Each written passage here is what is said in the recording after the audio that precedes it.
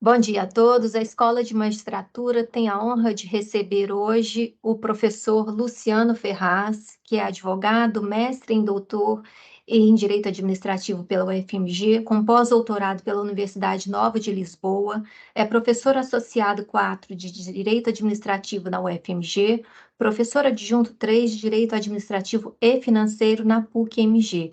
O nosso curso, que começa hoje, intitula-se Atualização em Desapropriações Ordinárias. Nós teremos aulas hoje, dias 11 e 18 de dezembro, às 10h30. O curso será gravado e as aulas serão oportunamente disponibilizadas para todos os inscritos no curso. Eu tenho a honra de passar a palavra agora ao professor Luciano Ferraz, já agradecendo imensamente a sua participação, na pessoa do desembargador Gregory Moura, o diretor da escola, e do vice-diretor, doutor Pedro Felipe, também desembargador federal. Doutor Luciano, o senhor está com a palavra. Excelente curso a todos. Muito obrigada.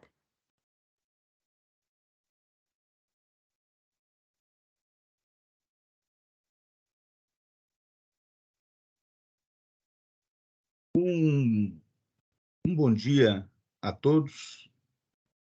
Eu tenho a satisfação de participar desse curso que é organizado pela Escola de Magistratura e pretendo compartilhar com vocês um material sobre a apresentação do tema. Eu estou tendo alguma dificuldade aqui para projetar o material, embora tivéssemos feito um teste. Bom, pessoal, bom dia a todos. Peço desculpas aí pelo mau jeito aqui nas questões tecnológicas, mas é um prazer, uma honra estar aqui na Escola de Magistratura e poder compartilhar algumas experiências sobre o tema da desapropriação ordinária. Eu gostaria de agradecer também o convite feito pelo desembargador Gregory Moreira para que eu pudesse, nessa manhã de hoje, então, compartilhar com vocês essas experiências em desapropriações. Tratar o tema das desapropriações exige conhecimento sobre a questão do direito de propriedade. O direito de propriedade é um direito bastante reconhecido há muito tempo, há bastante tempo, e o direito de propriedade ele tem um conteúdo de direito fundamental garantido pela nossa Constituição e garantido também pelo Código Civil Brasileiro, que dispõe no artigo 1228 sobre as faculdades inerentes ao direito de propriedade, dizendo que o proprietário tem a faculdade de usar, gozar e dispor das coisas e o direito de reavê-la do poder de quem quer que injustamente a possua ou detenha. É evidente que o direito de propriedade não ficou alheio às alterações na própria configuração do Estado e da garantia dos direitos fundamentais dos cidadãos. Ao longo do tempo, o direito de propriedade sofreu modificações, especialmente com a socialização, com a mudança do Estado liberal para o Estado social, estabelecendo, portanto, a noção de função social da propriedade, que terminou por ser abarcada pela primeira vez, do ponto de vista constitucional, pela Constituição de Weimar, que no artigo 153, parte final, estabelecia que a propriedade obriga.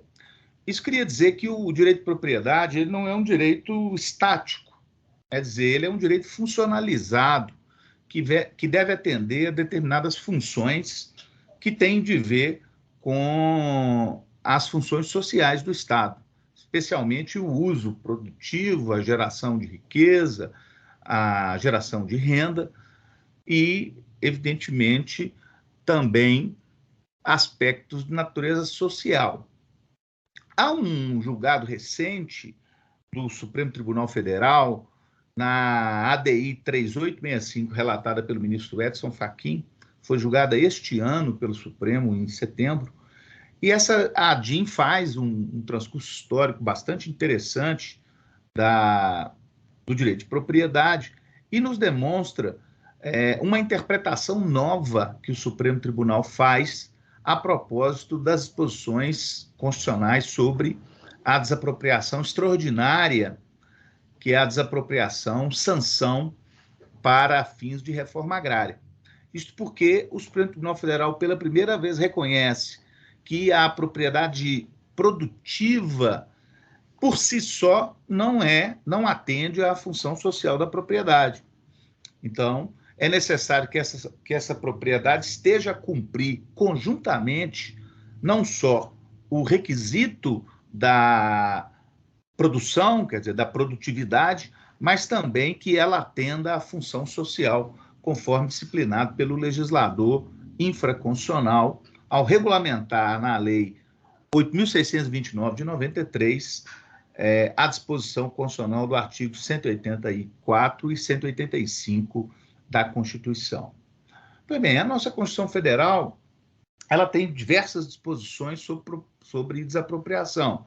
Entre elas, o artigo 22, inciso 2, que estabelece competência da União para legislar privativamente sobre desapropriação, que é uma exceção às matérias de direito administrativo tratadas na Constituição, porquanto o direito administrativo ele termina por ser legislado por todas as esferas, mas no tempo específico da desapropriação, apenas legislação da União poderá disciplinar sobre o tema. É claro que isso constitui uma garantia para o cidadão e o que justifica a atribuição dessa competência para a União é justamente a necessidade de maior segurança, né, a estabelecer-se no tema ou na matéria de direito de propriedade. Isso porque a propriedade termina por ficar vulnerável se a legislação puder disciplinar de maneira diversa toda a questão do esforço, da expropriação do direito de propriedade. Pois bem,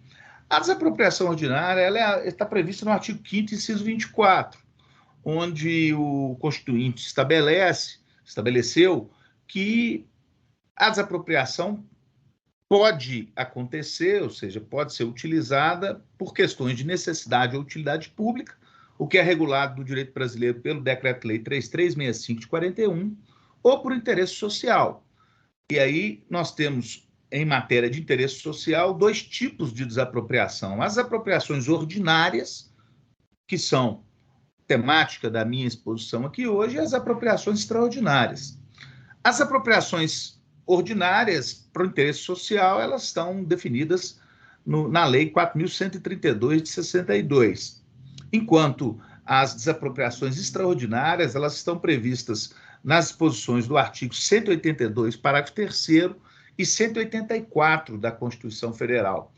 Lá, nessa desapropriação extraordinária, nós temos um caráter sancionatório aplicado ao expropriado, justamente porque a propriedade não está a cumprir a sua função social, aquela ideia de que o direito de propriedade é um direito dinâmico e não é um direito estático.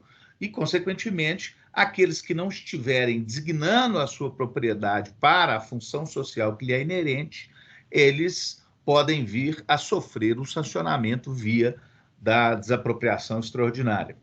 Existem dois tipos de desapropriação ordinária, propriamente dita, na Constituição.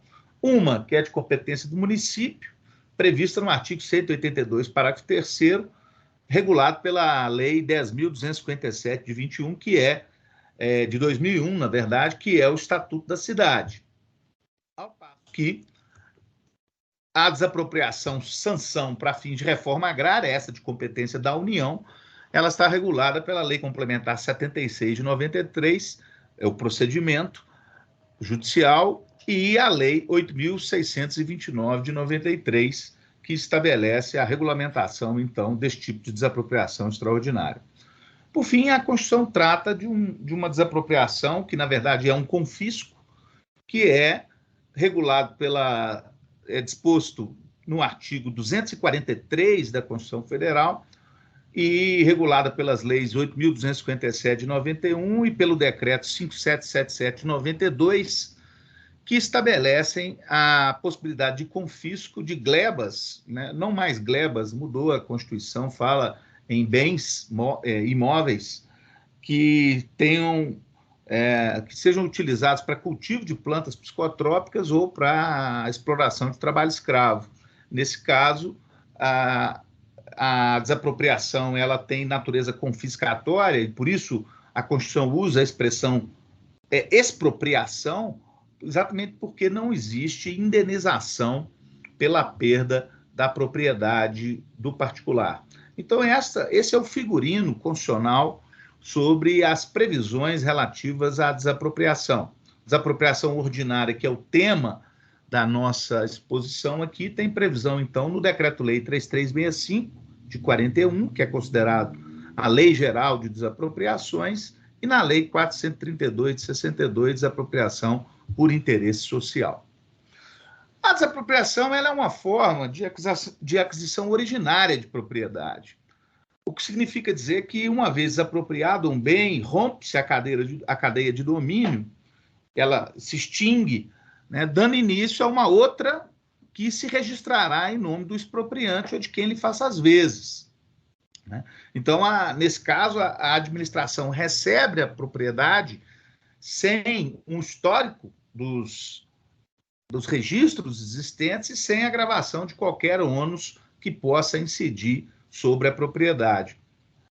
A desapropriação tem como objeto quaisquer tipos de bens que tenham conteúdo patrimonial, pode ser bem imóvel, corpóreo, incorpóreo, subsolo, espaço aéreo, ações de empresas e etc. Ações judiciais e, inclusive, outros direitos que não necessariamente são direitos reais, como, por exemplo, o direito à posse, pode ser objeto de desapropriação pelas entidades federativas, como nós vamos ver. Então, eu trago aqui, por exemplo, um julgado do STJ em que diz que a jurisprudência da Corte traz explicitamente a possibilidade de expropriação apenas da posse do imóvel, recebendo o expropriado que detém a posse, né, a indenização respectiva. A desapropriação ela também pode recair sobre bens privados, que é a regra, mas ela pode também recair sobre bens públicos, conforme as exigências trazidas pelo Decreto-Lei 3365, de 41, ou pela Lei 4.132, de 62, no caso das desapropriações ordinárias. Então, a desapropriação ordinária, a lei que versa sobre as apropriações ordinárias, é um decreto-lei antigo, de 1941, que é o Decreto-Lei 3365. Essa disposição do Decreto-Lei 3365 é considerada a chamada Lei Geral das Desapropriações, porque ela termina por se aplicar do ponto de vista direto ou do ponto de vista subsidiário aos diversos tipos de desapropriação que existem. Então, a desapropriação, ela se desenrola, ou ela acontece, dividida em duas etapas ou duas fases. Nós temos a primeira etapa, que inicia o processo licitatório, que é a chamada declaração expropriatória, ou fase declaratória da desapropriação, que é de competência pela disposição do Decreto-Lei 3365 de quaisquer das entidades políticas, União, Estado, Distrito Federal e municípios, que podem, portanto, baixar decretos expropriatórios ou atos expropriatórios, e algumas entidades da administração indireta também recebem de legislação federal a possibilidade de usar a desapropriação, que é o caso, por exemplo, da ANEEL, do DINIT e outras agências reguladoras que também têm competência para declarar a expropriação. O decreto expropriatório, que é de competência, então, do Poder Executivo, a desapropriação é uma matéria típica do Poder Executivo, embora haja variações no direito positivo brasileiro, é uma matéria típica do Poder Executivo. E isso está disposto em duas regras do Decreto-Lei 3365. A primeira é o artigo 2º, que estabelece que, mediante declaração de utilidade pública, todos os bens poderão ser desapropriados pela União, Estados, municípios, Distrito Federal e territórios. E a segunda é aquela que estabelece a competência do Poder Executivo, quando dispõe que, artigo 6º, a declaração de utilidade pública far-se-á por decreto do Presidente da República, governador, interventor ou prefeito. O direito positivo brasileiro, a despeito disso que eu acabei de falar, que é a competência do Poder Executivo para declarar a desapropriação, esta é a regra geral, há a possibilidade de a desapropriação ser veiculada nessa fase declaratória por meio de um ato do Poder Legislativo. O Brasil é cheio de exemplos da desapropriação que deriva de lei, com base na disposição do artigo 8º do Decreto-Lei 3365, que estabelece que o Poder Legislativo poderá tomar a iniciativa da desapropriação, cumprindo, neste caso, ao Executivo, praticar os atos necessários à sua efetivação. É dizer, então, que a desapropriação pelo Poder Legislativo, primeiro, ela não é uma regra, ela é uma exceção. Segundo, ela pode ser declarada a desapropriação pelo Poder Legislativo, mas a competência para executar o conteúdo da desapropriação posterior, ou seja, para praticar os atos, para a implementação da desapropriação, continuam sendo de competência do Poder Executivo, que pode fazer ou não fazer essa execução. Quer dizer, o fato de haver uma lei que é desapropriatória, que declara um bem de utilidade pública para fins de desapropriação, não significa dizer que o Poder Executivo deve depois adotar as medidas. Exatamente porque isso onera cofres, é uma competência típica do Poder Executivo. É necessário, então, interpretar a disposição do artigo 8º com um certo grano sales para não se desbordar das competências de cada um dos poderes. Há uma outra hipótese muito interessante no direito positivo brasileiro, que é chamada ou classificada pela doutrina como desapropriação judicial ou aquisição compulsória. Eu, particularmente, entendo que essa hipótese não é uma hipótese típica de desapropriação, conforme disposição do artigo 1228, parágrafo 4º e 5º do Código Civil. Essa disposição estabelece aí o seguinte, vejam, o proprietário também pode ser privado da coisa se o imóvel reivindicado consistir em extensa área na posse ininterrupta e de boa-fé por mais de 5 anos de considerável número de pessoas, e estas nela houverem realizado em conjunto ou separadamente obras e serviços considerados pelo juiz de interesse social e econômico relevante. E no parágrafo 5º, então, estabelece que, no caso do parágrafo antecedente, o juiz fixará a justa indenização devida ao proprietário. Vejam bem, aqui é interessante porque a disposição do Código Civil não estabelece quem pagará a desapropriação feita pelo juiz com base nessa disposição. E para ser, ou para ter mesmo natureza jurídica de desapropriação, é necessário que o ônus da indenização recaísse sobre o Estado. Se o pagamento ao proprietário derivar dos cofres privados que pleiteiam ou que são detentores da pretensão de obter a propriedade, então a natureza jurídica dessa figura não seria tipicamente uma natureza de desapropriação, teria natureza de aquisição compulsória, como eu disse, conforme essas disposições do Código Civil. Todavia, a jurisprudência brasileira tem um precedente muito interessante, que é o RESP 1442-440 do Acre, relatado pelo ministro Gurgel de Faria, na primeira turma do STJ, em que o STJ reconhece que a disposição do Código Civil, artigo 1228, parágrafo 4º e 5º, tem natureza de desapropriação.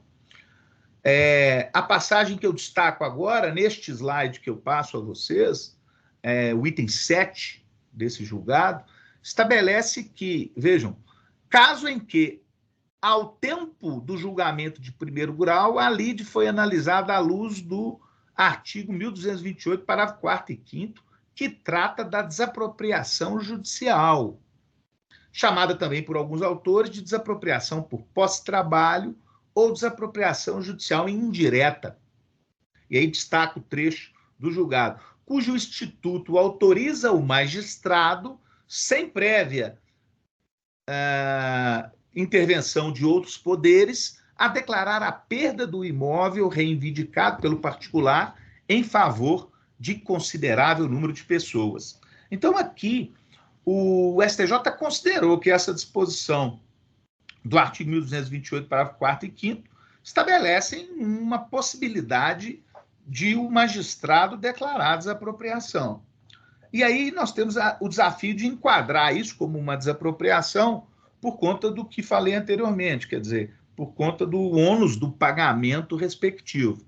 Mas o item 11 desse julgado estabelece, vejam, o município de Rio Branco, no caso era um município, juntamente com o estado do Acre, os dois, constituem sujeitos passivos legítimos da indenização prevista no 1228, parágrafo 5º, visto que os possuidores que estavam, portanto, sobre o imóvel, por serem hipossuficientes, não podem arcar com o ressarcimento dos prejuízos sofridos pelo proprietário do imóvel, ex-vido enunciado 308 do Conselho da Justiça Federal. Eu trago aqui, então, o enunciado para nós interpretarmos a natureza jurídica dessa figura. O enunciado estabelece que a justa indenização devida ao proprietário em caso de desapropriação judicial somente deverá ser suportada pela administração no contexto de políticas públicas de reforma urbana ou agrária, daqui a competência da União, em se tratando de possuidores de baixa renda, e desde que tenha havido intervenção daquela nos termos da lei processual. Não sendo possuidor de baixa renda, a orientação não se aplica, devendo se aplicar o enunciado 84 da primeira jornada de direito civil do Conselho da Justiça Federal. E aí, esse enunciado 84, também destacado no slide que eu projeto, fala que a defesa fundada no direito de aquisição com base no interesse social, prevista nos artigos que menciono, deve ser arguída pelos réus da ação reivindicatória, eles próprios responsáveis pelo pagamento da indenização.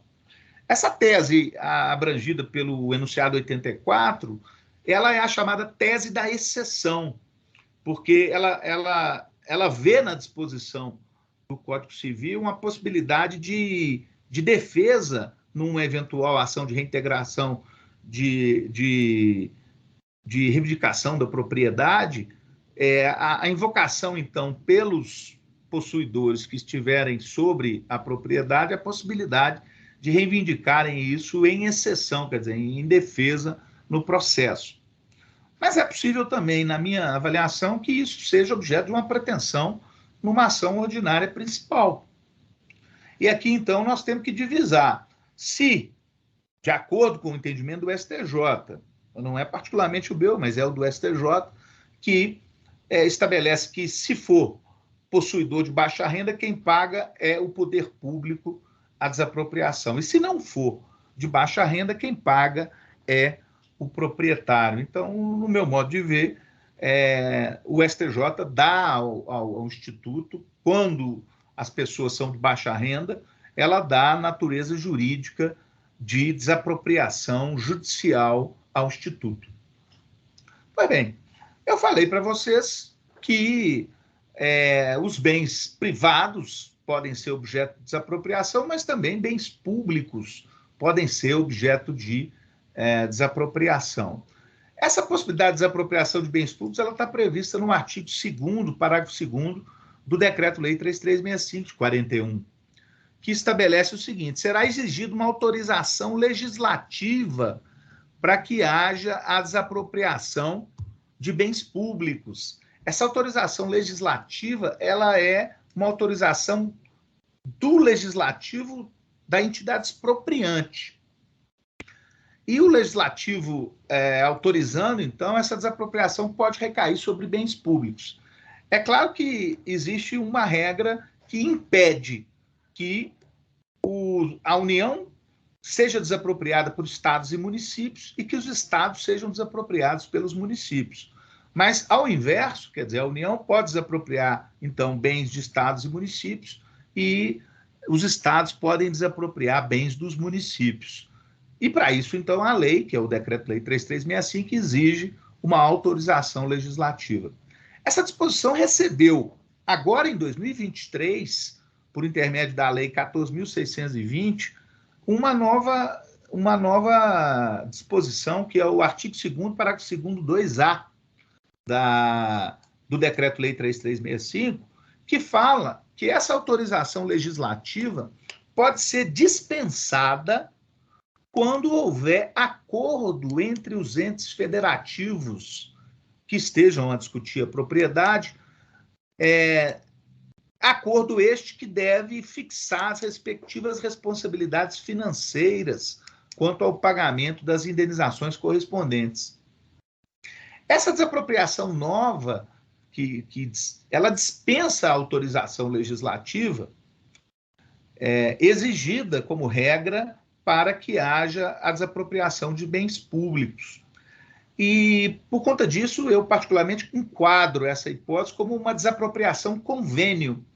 Por quê? Porque, no fundo, há um afinamento de vontades, um afinamento de finalidades entre os entes estatais envolvidos, à semelhança do que acontece num convênio, quando os entes federativos entre si estabelecem obrigações de cunho conjunto e harmonioso na sua finalidade. Então, essa desapropriação, na minha percepção, ela tem natureza jurídica de um convênio, que é feito entre as entidades federativas, estabelecendo as obrigações de pagamento quando o objeto dessa desapropriação for bem de natureza pública. Isso pode ser bastante utilizado daqui para frente, porque não raro é possível haver a utilização de bens públicos pelas entidades federativas. Existe também uma disposição importante no Decreto-Lei 3365 a esse propósito, que é a disposição do parágrafo 3º do artigo 2º, que prevê a questão da desapropriação de cotas e ações que sejam representativos de capital social de uma entidade federativa em empresas que estejam em funcionamento.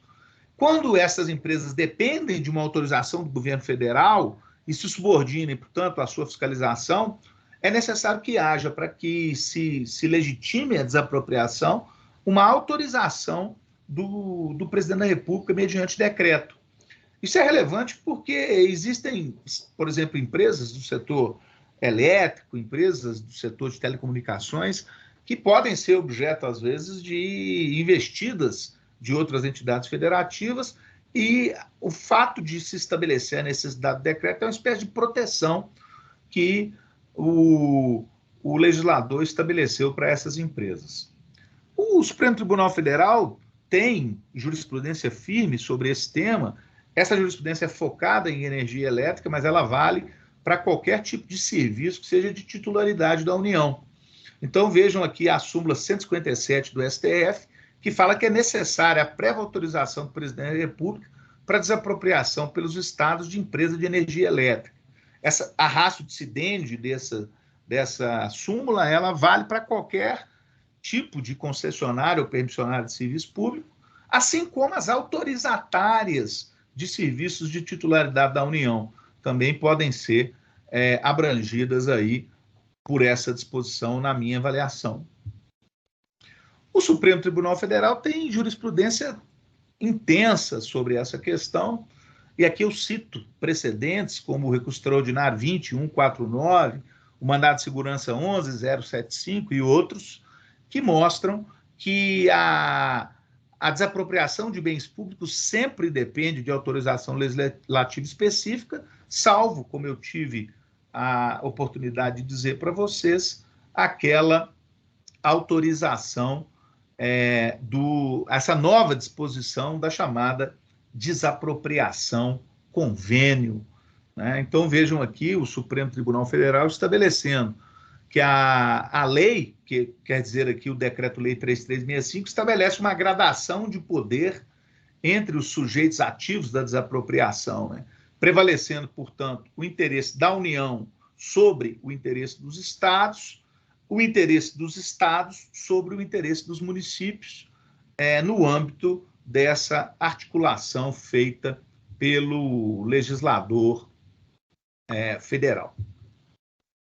Pois bem, também aqui o Supremo Tribunal Federal, vejam, com um caso bastante enigmático que há na sua jurisprudência, que foi a desapropriação pelo Estado do Rio de Janeiro de um bem que fazia parte do escoço portuário da cidade do Rio de Janeiro, e que era explorado, na verdade, por uma sociedade de economia mista federal, que é a chamada Companhia das Docas.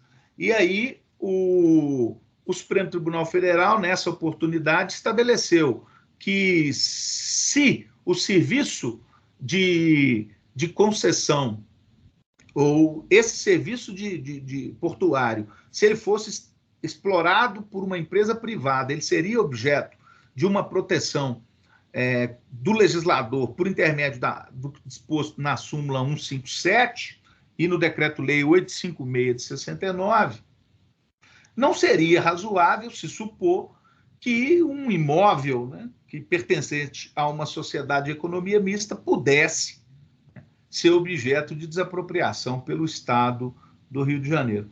Mas aqui é muito interessante se estabelecer o seguinte, a parte final dessa disposição, que ela fala, olha, não se questiona que o Estado pode desapropriar bem de sociedade de economia mista federal, que não seja bem afeto ao serviço, o serviço de titularidade da União. Isso aqui é muito relevante, porque, por vezes, as empresas públicas federais elas podem ter bens que não estão afetos a serviço público, por exemplo, as empresas federais exploram atividades econômicas e, portanto, os bens delas podem ser objeto de desapropriação por estados e municípios. A parte final desse julgado que cito, o recurso extraordinário 172-816, relatado pelo ministro Paulo Brossard, ele estabelece exatamente isso, dizendo que, olha, o Estado pode desapropriar bem de empresa pública federal. Todavia, é necessário ver se esse bem está ou não afeto a serviço público. Se ele estiver afeto ao serviço, o bem não pode ser objeto dessa desapropriação sem que haja autorização feita pelo Executivo Federal. Pois bem, também nessa onda de bens que sejam, de alguma maneira, afetados a uma finalidade pública, existe no direito brasileiro a previsão da desapropriação de bens que sejam objeto de tombamento. Então, por exemplo, a União pode ter tombado um bem e esse bem ter sido ou ser depois vir a ser desapropriado por estados e municípios, sem que isso instale automaticamente a competência da União para interferir no processo de desapropriação. Isso aqui é relevante exatamente porque o fato de um bem estar tombado, quer dizer, de ser objeto de proteção do patrimônio histórico e cultural de qualquer esfera, não impede que ele seja, portanto, objeto de desapropriação. E, portanto, nem mesmo um bem tombado pela União se torna imune à desapropriação de estados e municípios. Isso é possível. E aqui cito um precedente bastante relevante também do Supremo Tribunal Federal sobre exatamente essa temática. É um precedente antigo, mas ele cita as legislações que ainda estão em vigor e, portanto, na minha avaliação, continua sendo válido para a aplicação ao caso. Então, estabelece o Supremo Tribunal Federal patrimônio histórico e artístico nacional, desapropriação pelo Estado ou pelo município de bem tombado como patrimônio histórico e artístico nacional, estabelecendo que não suscita interesse da União capaz de deslocar o processo para a Justiça Federal, a não ser que a União manifeste seu direito de preferência, ou seja, a não ser que a União venha com o ato de tombamento a dizer, olha, a preferência na aquisição do bem é minha. Né? O ônus, portanto, do tombamento, de acordo com o Supremo Tribunal Federal, ele acompanha o bem que é o objeto da desapropriação, qualquer que seja o proprietário. Isso está disposto aí no Decreto-Lei 25 de 1937, que é ainda a lei que regula tombamento no Brasil, e o recurso extraordinário é o 9581, relatado pelo ministro Décio Miranda. O julgado é de 1979, mas, como eu disse, ainda atual para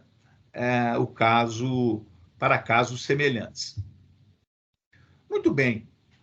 Visto, então, a questão do objeto em si da desapropriação e fazendo aquela distinção entre a fase declaratória da desapropriação, que é a que inicia o processo de desapropriação, e a fase executiva, que é a subsequente, nós aqui precisamos ver qual é a natureza jurídica do ato declaratório da expropriação, ou do chamado decreto expropriatório. Vejam bem, esse decreto, embora a lei fala que a fase é uma fase declaratória, ele não é um ato meramente declaratório, um ato administrativo declaratório. Ele é um ato administrativo de natureza constitutiva. Exatamente por quê? Porque à medida em que há a declaração da desapropriação do bem, sobre ele recairá um regime jurídico diferenciado. Ele passa a ter obrigações, o proprietário passa a ter obrigações, passa a ser necessário exigências diferenciadas em relação ao bem, e, portanto, isso traz a natureza constitutiva, quer dizer, a modificação da situação jurídica estabelecida naquela relação. Tanto isso é verdade que o objeto da declaração expropriatória pode ser, por exemplo, questionado, o ato de desapropriação pode ser questionado judicialmente por intermédio do mandado de segurança, por intermédio de uma ação ordinária, de uma ação popular, de uma ação civil pública. E exatamente porque esse ato declaratório pode ser atacado por diversas ações judiciais, é que se vê que ele, no fundo, é uma decisão que implica ônus diferenciados para o destinatário dessa medida. Perfeito? Então, aqui cito a doutrina do professor Marçal Justem Filho, exatamente falando sobre a natureza constitutiva do ato ou da declaração expropriatória. Certo? Então, vejam, deve-se reconhecer que o decreto expropriatório gera uma perspectiva de desapropriação, cujo o aperfeiçoamento depende de fatos supervenientes. Essa questão é relevante também para nós compreendermos o seguinte: o fato de um bem ter sido objeto da declaração expropriatória não quer significar que ele tenha sido desapropriado propriamente naquele momento. Ele é declarado de utilidade pública, ele é declarado de interesse social. Mas é necessário que a etapa subsequente, nós vamos ver a etapa de promoção ou de execução da desapropriação, tenha lugar. Porque se isso não acontecer, esse decreto ele pode caducar. A lei estabelece, nós vamos ver aqui, a possibilidade de caducidade do decreto expropriatório, como também a administração pública pode desistir, quer expressamente, quer tacitamente, da desapropriação, conforme nós vamos ter a oportunidade de ver. Então, é muito importante fazer essa distinção entre a etapa declaratória e a etapa executiva, porque o fato de a etapa declaratória ter acontecido não determina por si só a perda da propriedade, embora, repito, o ato de desapropriação em si tenha natureza constitutiva, tanto é que pode ser objeto de controle por intermédio do Poder Judiciário. Uma vez declarada a desapropriação, uma vez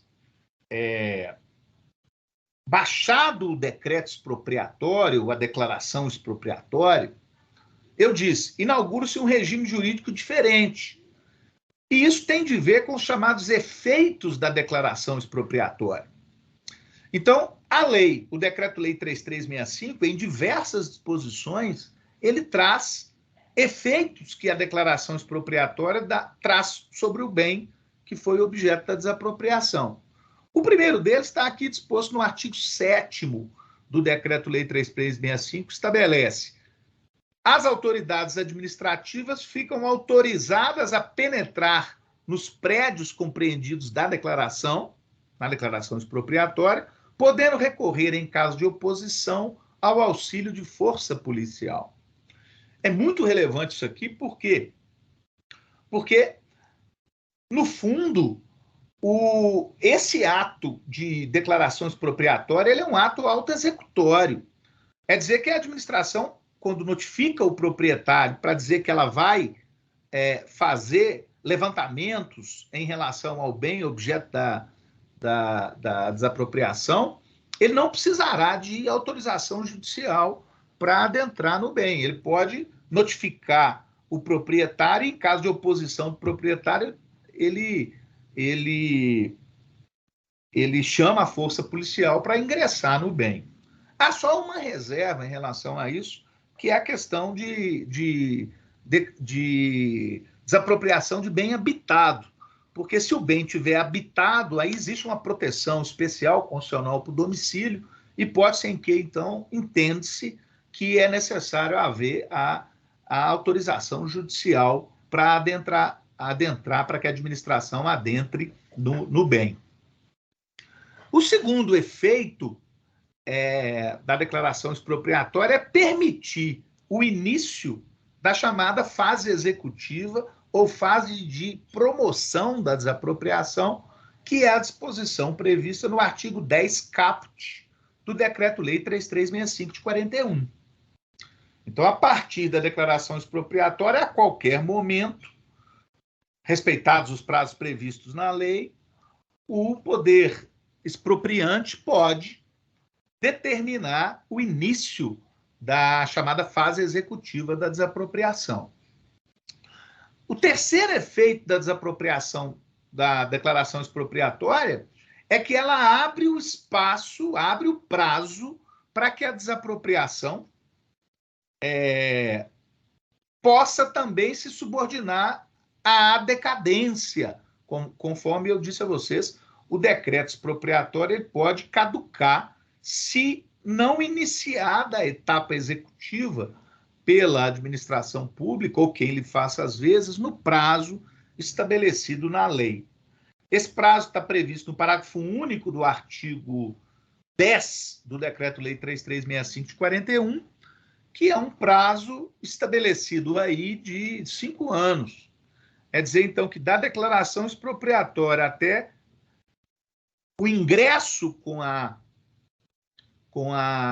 ação de desapropriação, o interregno da desapropriação por utilidade pública, prevista no Decreto-Lei 3365, é de 5 anos. Esse interregno é diferente quando a desapropriação é fundada em interesse social e, portanto, tem como base a Lei 4.132 de 62. Nesse caso, o prazo de decadência é um prazo bienal, certo? Não é um prazo quinquenal, diferentemente da disposição ordinária do Decreto-Lei 3365 de 41. E, por fim, o último efeito da declaração expropriatória é subordinar o desapropriado ao regime de autorização para efetivação de benfeitorias sobre o bem. Isso porque o Decreto-Lei 3365, no artigo 26, parágrafo 1º, ele prescreve que, após a declaração expropriatória, tirante as chamadas benfeitorias necessárias, as benfeitorias úteis e mesmo as benfeitorias voluptuárias, elas ficam abrangidas pela necessidade de uma autorização que é feita pelo poder expropriante. Então, o proprietário, para poder modificar as coisas no bem e querer ser depois indenizado por elas, ele tem que fazer um sistema de comunicação dessas benfeitorias ao poder público. A única exceção são as chamadas benfeitorias necessárias. Então, o artigo 26, parágrafo 1º do Decreto-Lei 3365 de 41, prevê esse efeito inerente à chamada declaração expropriatória.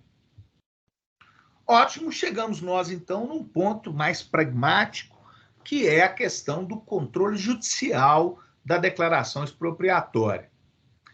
É interessantíssimo a gente perceber que esse tema é um tema em evolução, sempre em evolução, no direito brasileiro. A disposição do artigo 9º do Decreto-Lei 3365 estabelece o seguinte, vejam, ao Poder Judiciário é vedado, no processo de desapropriação, decidir se verificam ou não os casos de utilidade pública.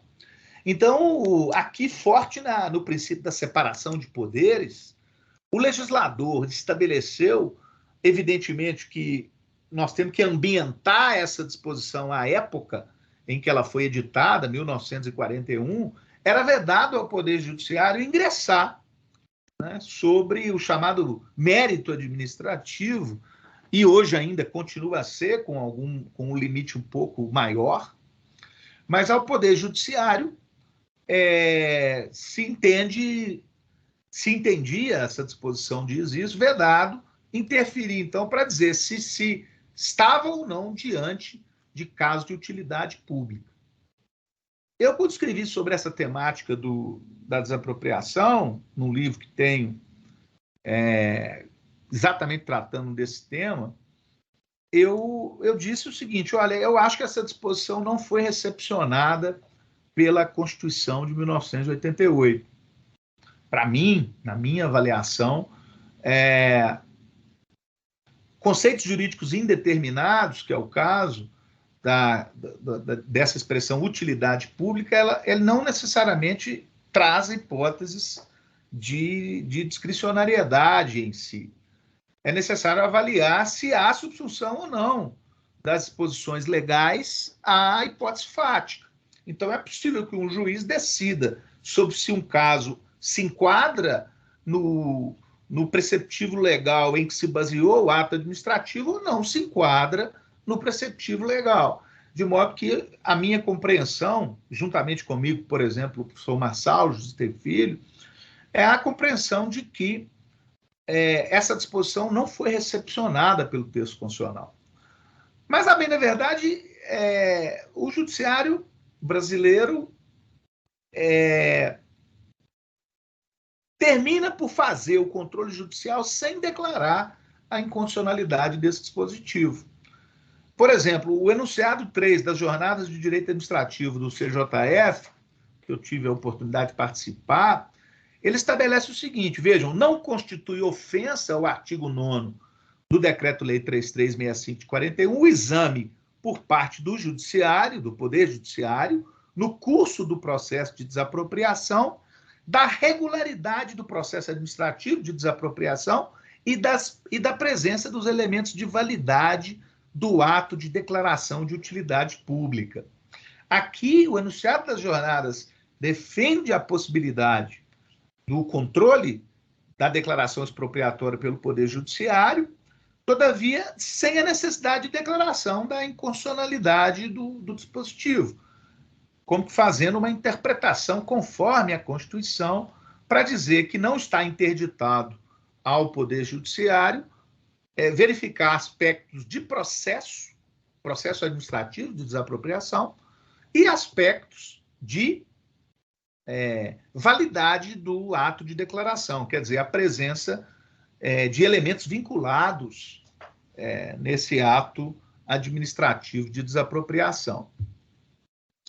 É muito importante distinguir, aqui eu chamo a atenção disso, exatamente nessa fase, que é a chamada declaração expropriatória, é preciso distinguir a validade do ato de declaração de desapropriação com a destinação do bem depois da desapropriação terminada.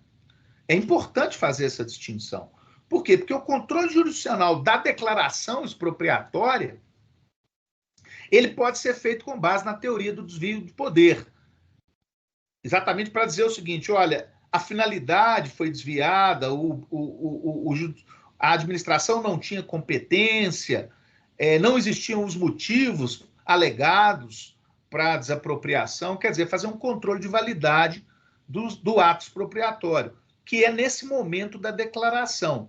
Outra coisa é o desvio de finalidade posterior, quer dizer, o desvio de finalidade que se dá na destinação do bem, que é a chamada predestinação. Lá no final da minha apresentação, talvez em outro dia aqui do nosso curso, eu falarei sobre predestinação. Mas eu quero fazer aqui agora essa distinção. Por quê? Porque quando a gente fala em desvio de finalidade, o desvio de finalidade não é na execução da desapropriação, senão na declaração expropriatória. E é importante também ver o seguinte, a predestinação, o que leva à sua ocorrência é um evento superveniente à declaração expropriatória. Durante a declaração apenas em si, quer dizer, sem destinar o bem a nada, o controle se dá sobre o ato de declaração expropriatória. E aí esse controle pode se dar pelo enquadramento da hipótese no artigo 5º do Decreto-Lei 3365, que são os casos de declaração de desapropriação por utilidade pública, ou com base no artigo 2º da Lei 432, que são os casos de desapropriação por interesse social, verificando-se aí desvio de finalidade, uso inadequado das hipóteses legais, inexistência dos motivos, coisas do tipo. Então é muito importante e relevante a gente pensar nisso, nessa distinção entre a declaração expropriatória e a destinação do bem indevida ou devida, conforme nós vamos ter oportunidade de ver na sequência desse nosso curso. Bom, há uma discussão intensa também, do ponto de vista doutrinário e jurisprudencial, se o rol do artigo 5º do Decreto-Lei 3365 é um rol taxativo. Quer dizer, se para utilizar as hipóteses de apropriação é necessário que haja uma subsunção firme nas disposições que o legislador estabelece. Existe aqui uma divergência doutrinária fortíssima, né?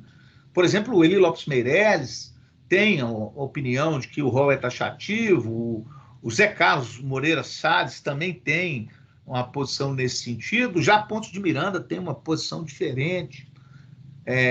O que se vê na prática é que o rol do Decreto-Lei 3365 é tão extenso e a jurisprudência do Supremo Tribunal Federal admite uma aplicação de interpretação extensiva a essas disposições, que praticamente é desnecessário discutir se há ou não há cobertura no enquadramento da desapropriação.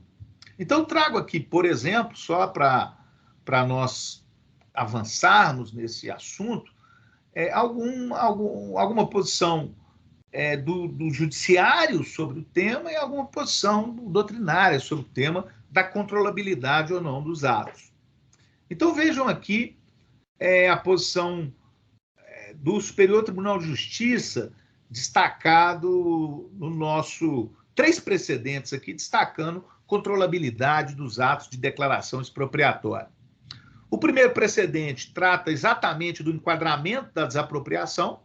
Vejam, submete-se ao conhecimento do Poder Judiciário a verificação da validade da utilidade pública da desapropriação e o seu enquadramento nas hipóteses previstas no Decreto-Lei 3365. O que refoge ao controle jurisdicional é o juízo valorativo da utilidade pública. Isso parece teórico, embora seja um caso concreto, mas o professor Carvalho Filho, exatamente na citação que faço em cima, nos diz o que quer dizer essa ideia de juízo valorativo da utilidade pública, que está exatamente no trecho, nesse caso, o exemplo que ele vai dar está no trecho abaixo da citação que faço. Então, o professor Carvalho Filho estabelece: só está excluído da apreciação judicial o exame da conveniência e oportunidade que inspiram o administrador à escolha de certo bem para o efeito da desapropriação. E aí dá um exemplo. Ó. Vejamos um exemplo. Se um decreto expropriatório tem visto de finalidade ou de competência, ele pode ser controlado pelo juiz. Mas se a administração optou pela abertura de uma estrada, não pode ser questionada a conveniência e a oportunidade da obra, porque a valoração de tais critérios pertence exclusivamente ao administrador. Então é exatamente isso que a gente chama de juízo valorativo das hipóteses de desapropriação. É se a desapropriação tem que ser dirigida para um bem ou não. Agora, isso não significa dizer que não tem que haver o enquadramento da hipótese respectiva nas disposições previstas pelo legislador. Nesse sentido, ressalto a disposição do artigo 5º do Decreto-Lei 3365 e a disposição do artigo 2º da Lei 432 de 62. O segundo precedente, também um precedente antigo, ele fala sobre o controle do desvio de finalidade na declaração expropriatória. Eu trago um trecho curtinho aqui do RESP, relatado pelo ministro Humberto Gomes de Barros, ainda em 1994, quando ele estabelece, vejam, é lícito ao Poder Judiciário declarar nulo decreto expropriatório onde se verifica desvio de poder. Quer dizer, aqui se trata do uso indevido da figura da desapropriação, com intuitos outros que não sejam atingir, tipicamente, a utilidade pública ou a finalidade pública respectiva. Então, aqui é o controle do desvio de finalidade, que é um pouco diferente do controle do enquadramento, que é o precedente anterior relatado pelo ministro João Otávio de Noronha. E, por fim, um precedente que trata da controlabilidade do aspecto da competência para a expedição do decreto expropriatório. Vejam bem aí a decisão do Superior Tribunal de Justiça, quando estabelece que o governador do estado da Bahia não detém competência para a expedição do decreto expropriatório atacado pela via do presente mandamos, como para a efetiva desapropriação, visto ser do município o interesse público capaz de ensejar a desapropriação para a construção ou ampliação de distritos industriais. Muito relevante essa decisão, porque chama atenção para um aspecto da pertinência do objeto em si da desapropriação com a competência da entidade federativa que desapropria. Por exemplo, a jurisprudência é firme em entender que desapropriação para fins de reforma agrária é exclusivamente da União. A competência, seja ela sancionatória ou não, quer dizer, seja ela desapropriação ordinária, tanto faz. Por quê? Porque exatamente existe uma pertinência das competências constitucionais com a finalidade do ato de desapropriação. E existem, portanto, hipóteses arroladas no Decreto-Lei 3365 que serão de competência, inarredavelmente, de União, município, Estado, depende do caso. E aí é possível a controlabilidade também, nesse caso, do ato de declaração expropriatória. Trago aqui relevante precedente do Supremo Tribunal Federal, que é o RE 97963, até de Minas Gerais, relatado em 1996 pelo ministro Nery da Silveira, onde a segunda turma do STF declarou a invalidade do decreto de utilidade pública para fins de desapropriação de uma área destinada à construção de via de acesso ferroviário entre a empresa de cimento, que era uma empresa particular, e a Estrada de Ferro Central do Brasil. Nesse caso, o argumento da invalidação foi de que a abertura, conservação, melhoramento de vias ou logradouros públicos, por força da disposição do artigo 5º-I do Decreto-Lei 3365, ela não serve para franqueamento de acesso restrito do logradouro, quer dizer, que um acesso que vai beneficiar exclusivamente a um privado. É necessário interpretar com cautela esse precedente. Por quê? Porque trata de desvio de finalidade baseado na destinação para um privado do bem objeto da desapropriação. E muita gente, quando lê a jurisprudência, especialmente emendas nesse sentido, termina por entender assim, por si só, a desapropriação que é destinada a um particular, que o bem será destinado a um particular, traz em si desvio de finalidade, o que não é verdade. Né? Não é verdade. A advertência que faço aí no terceiro tópico do slide, ela é muito relevante. Por quê? Porque uma coisa é o enquadramento na hipótese do 3365. Quer dizer, eu entendi, eu desaproprio para fim de fazer logradouro público, mas isso, na verdade, vai beneficiar exclusivamente uma pessoa. Isso é uma coisa.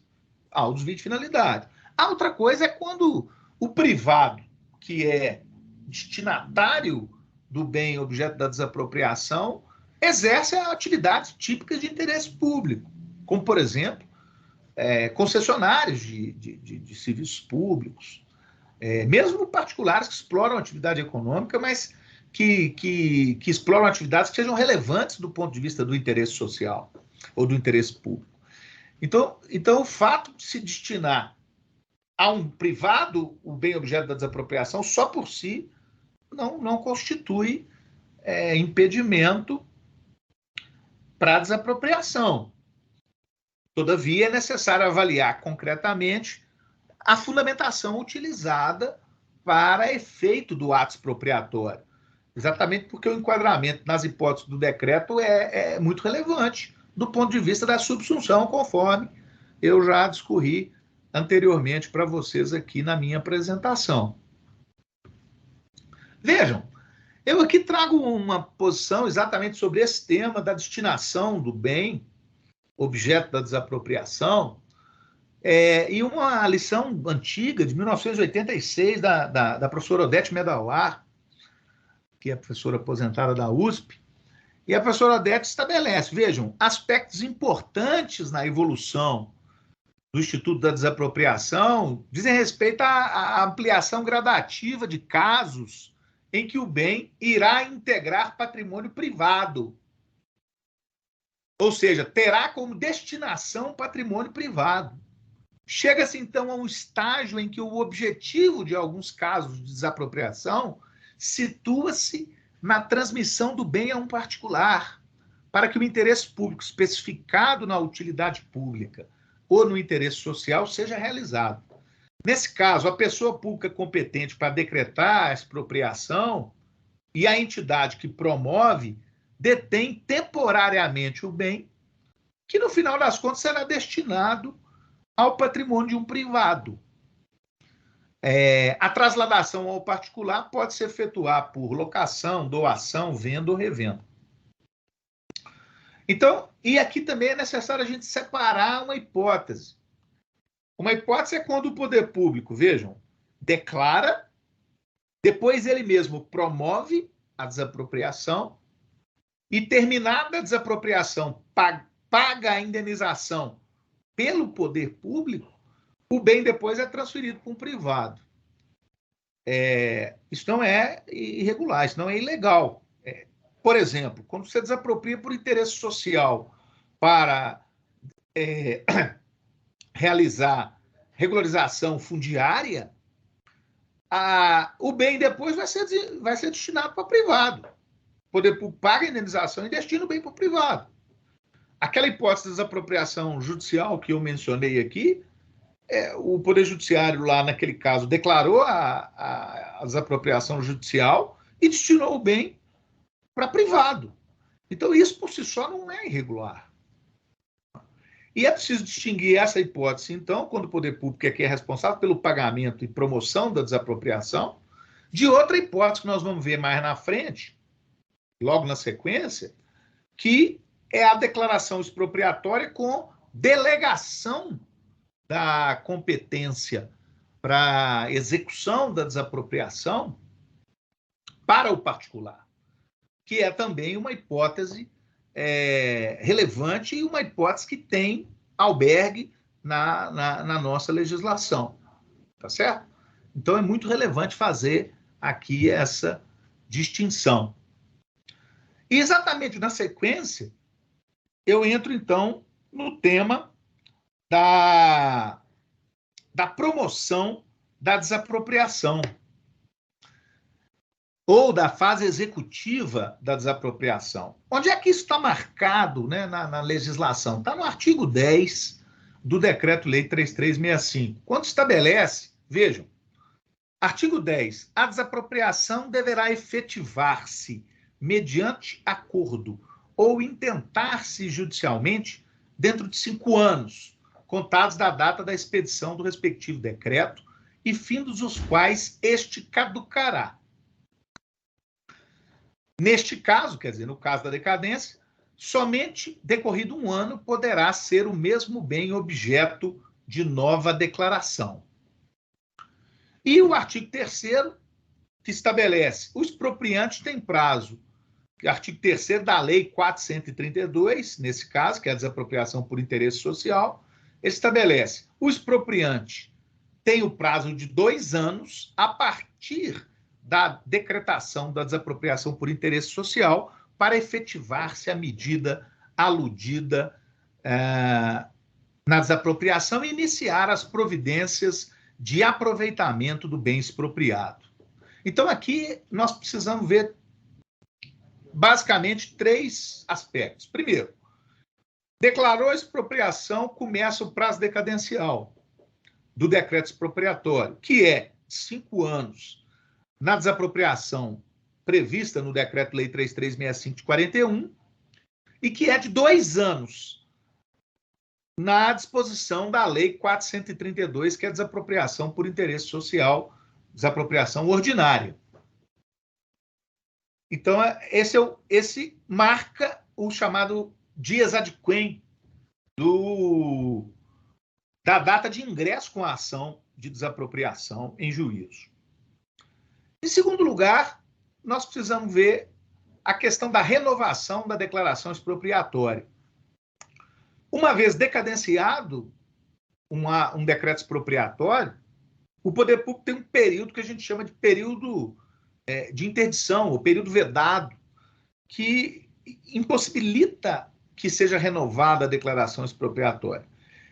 Essa disposição é aí ainda do artigo 10 caput, parte 2, que estabelece esse período de interdição de 1 ano. Essa disposição vai se aplicar tanto para as desapropriações por utilidade ou necessidade pública, que é a desapropriação do Decreto-Lei 3365, quanto para as apropriações por interesse social, que são as da Lei 432.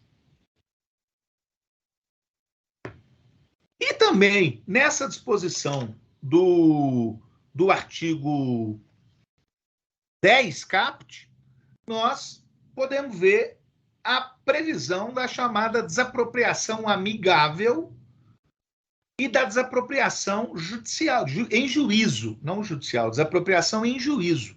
Vejam, a desapropriação, ela tem etapa declaratória e depois ela começa a etapa de promoção ou de execução, que vai, na verdade, dar sequência no processo de transferência do bem para o patrimônio do expropriante ou de quem ele faça às vezes.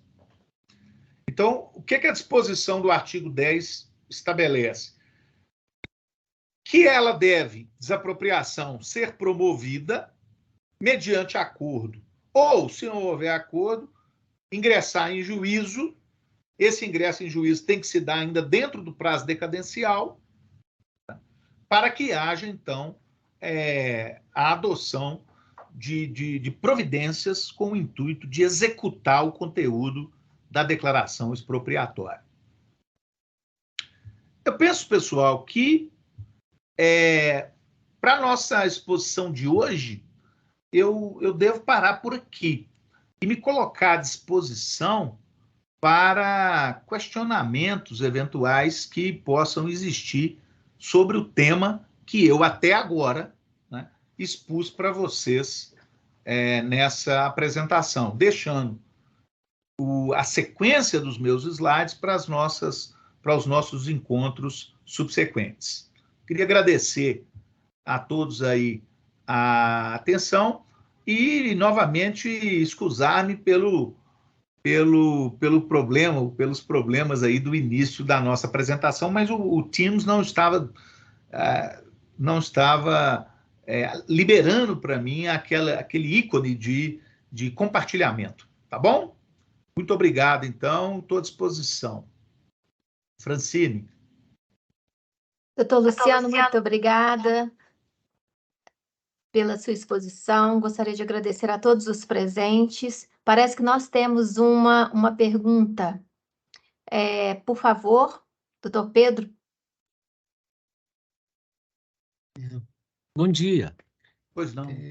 Eu vou citar, inclusive, um caso que foi julgado recentemente na 8ª Vara de Belo Horizonte, e que tivemos que enfrentar essa alteração promovida pela Lei 14.620 de 2023, que é o acréscimo ao artigo, o parágrafo 2º 2A, ao artigo 2º, né? Que é a dispensa de autorização legislativa, no caso de desapropriação de bens públicos. Perfeito. Certo? E é algo que, ao analisar o caso, e que ficou na dúvida, mas depois fica esclarecido, eu acredito, mas eu submeto aí ao professor, fica o artigo 10, porque nem toda desapropriação precisa ser judicial. Ela pode ser extrajudicial, ocorrer amigavelmente, né, e tudo. E o que acontece é que tem reiteradamente uma agência federal autorizando desapropriação sem se atentar que os bens, às vezes, pertencem à União ou a pessoas jurídicas públicas, né, de direito público. O que acontece é que veio a questão da dúvida, é que, uma vez feita a autorização, uma vez já proposta a ação de desapropriação, tá aí o litígio, existe o litígio. Não foi possível aplicar a desapropriação amigável, né? E como houve a modificação legislativa, né? E também ninguém se manifestou sobre a questão de autorização, de acordo entre as partes. Aí vem a pergunta esse acordo, né? Esse acordo, ele tem que ser prévio à propositura da demanda judicial para dispensa da autorização legislativa, ou ele pode ser feito, e nós sabemos que a demanda de desapropriação ela é bem estreita, né? Bem estreita, ou ela pode ser feita judicialmente. Eu agradeço, doutor Pedro, pela pergunta. Queria saudar aqui meu colega de universidade, professor Glaucio Maciel, que também se faz presente. Prazer te ver aqui, Glaucio. E, doutor Pedro, eu penso o seguinte, veja, a hipótese prevista agora na legislação, ela passa a autorizar, a partir da vigência da lei, lembrando que essa lei essa mesma disposição tinha sido objeto de uma medida provisória, que é a medida provisória 700, que teve a vigência encerrada. Então, tem um período que houve vigência dessa medida provisória 700 em 2015. Mas, voltando aqui, eu penso que o legislador passou a autorizar a chamada desapropriação convênio, que é a hipótese em que há confluência, né, em que há finalidades conjuntas entre as entidades federativas para que a desapropriação tenha lugar. Antes dessa modificação legislativa, não existia uma hipótese de não se ter a autorização legislativa, quer dizer, era necessária a autorização legislativa e, consequentemente, um processo que tenha se iniciado sem essa autorização legislativa, ele tinha um problema. Ele tinha um problema na fase de processo administrativo da desapropriação, quer dizer, na própria confecção do processo de desapropriação por conta da exigência da autorização legislativa de desapropriação de bens públicos, independentemente da vontade, veja, do município lá, ou do estado que estiver sendo, ou da entidade que tiver o seu bem sendo objeto da desapropriação. Então, inexistia a autorização legislativa. A partir da vigência da lei nova, essa autorização se torna desnecessária. E se houver, veja, mesmo que o processo já esteja em juízo, que é o caso que o senhor relata, o processo já esteja em juízo, mesmo que esse processo já esteja em juízo e, portanto, haja uma falha no processo administrativo de desapropriação, com base na autorização legislativa nova, havendo confluência de vontades entre as entidades envolvidas na desapropriação, eu acho que é possível realizar o acordo que, na verdade, convalida o vício que existiu na etapa anterior, que era a ausência da autorização legislativa.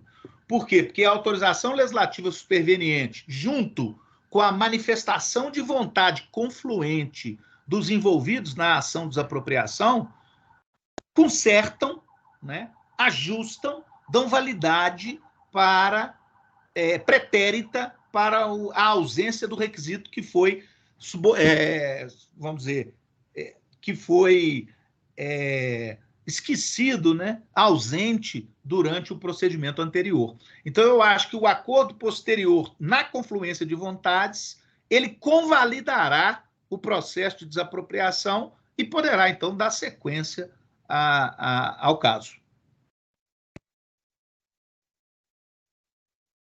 Ok, muito obrigado. Muito obrigado, professor. Mais alguém? Mais alguma pergunta? Tem, parece, alguém no chat, né, Francine? Não, no chat não chegou nenhuma pergunta, não, professor. Não, chegou não. Só alguns comentários. Aqui. E elogios. E elogios. Isso mesmo. Então, Francine, não havendo mais perguntas, eu acho que por hoje seria isso o objeto da nossa explanação. Nós temos material para os 3 dias, podem ficar tranquilos. E vai ser um prazer, então, nos encontrarmos aqui na próxima segunda-feira. Muito obrigada, professor. Muito obrigada a todos os presentes. Tenham todos uma boa tarde. Um abraço. Até mais, Luciano. Tchau. Alô, Glaucio. Um abraço.